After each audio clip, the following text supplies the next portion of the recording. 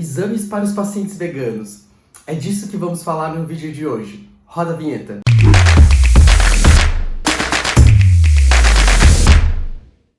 Olá pessoal do canal Vegflix, bem-vindo a mais um vídeo desse canal. Eu sou Bruno Schoit, médico pediatra do Insta Pediatra Vegano, e hoje eu vou falar sobre os exames que a gente costuma colher para avaliar um paciente vegano.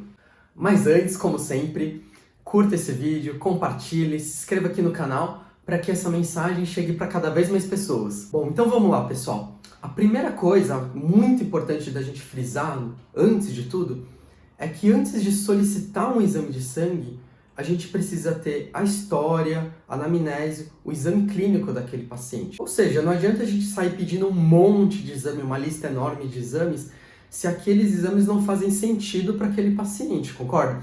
Isso significa que, se a gente for pedir um exame, a gente tem que entender o porquê, o motivo pelo qual eu estou solicitando aquele exame de sangue. Não fazer uma lista enorme de exames de sangue para aquele paciente. Ou seja, o mais importante é a história clínica, a anamnese, o exame clínico daquele paciente. O exame laboratorial é algo complementar à nossa história.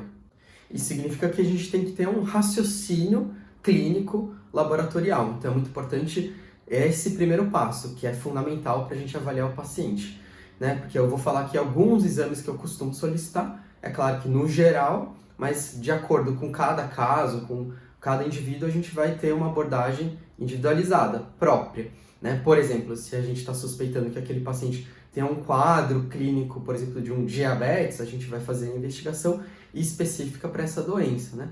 Mas pensando com um paciente geral, né, saudável, que a gente vai avaliar o metabolismo como um todo, né, a saúde como um todo, eu vou solicitar aqui alguns exames, vou falar de alguns exames que eu costumo pedir no dia a dia lá no consultório para os meus pacientes. Bom, dito isso, então, a primeira coisa que a gente avalia, então, num paciente seria a inflamação, o nível de inflamação daquele paciente, né, porque de acordo com o nível de inflamação, a gente consegue avaliar melhor os outros exames.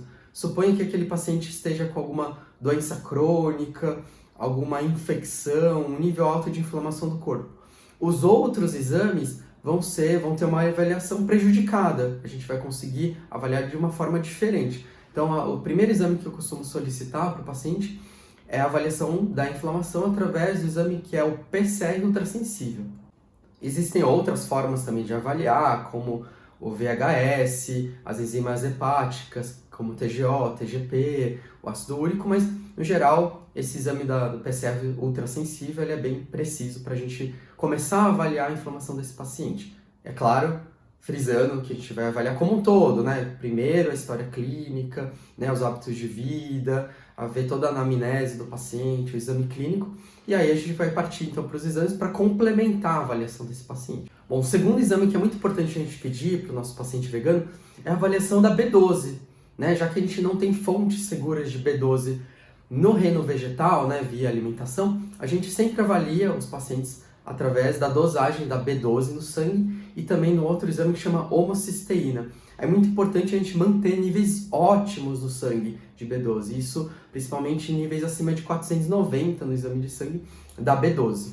Terceiro exame que eu sempre solicito é a avaliação do ferro desse paciente, principalmente através do estoque de ferro dele, que é o exame da ferritina. Esse exame da ferritina é muito importante a gente avaliar, né? Já que se o paciente tem a ferritina baixa, estoque de ferro baixo, ele pode ter sintomas relacionados a isso, como fadiga, cansaço, problemas de sono, né, de disposição. Então é muito importante ter essa avaliação, né, como que está o estoque de ferro do paciente.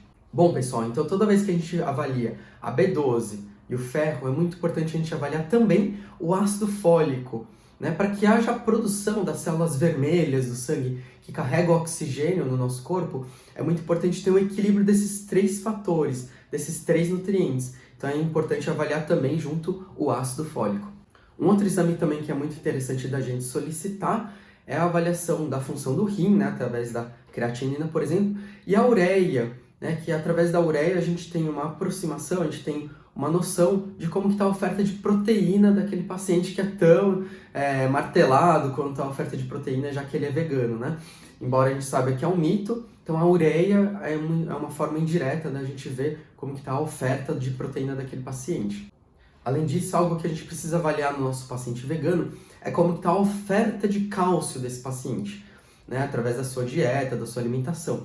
E o exame do cálcio urinário, ele é muito interessante para a gente avaliar como que se essa oferta está adequada ou não. E por fim, a gente pode avaliar outras vitaminas, como a vitamina D, o zinco também, né, na dosagem de sangue, para a gente ter uma avaliação completa, né, se a gente precisa suplementar especificamente algum nutriente ou não. Então hoje eu vou ficando por aqui. Esse vídeo foi mais curto mesmo, né, para pontuar alguns exames que a gente pede no dia a dia, mas é claro, converse com o seu profissional de saúde, com o seu médico, né, porque de acordo com cada caso, com cada quadro clínico, a gente vai ter uma abordagem específica, exames específicos, mas esses eram exames gerais do dia a dia que a gente solicita para os pacientes veganos como um todo, tá bom, pessoal? Curta esse vídeo, compartilhe para que ele chegue para cada vez mais pessoas. Vegflix, Universo Veg em um só canal. Tchau, pessoal!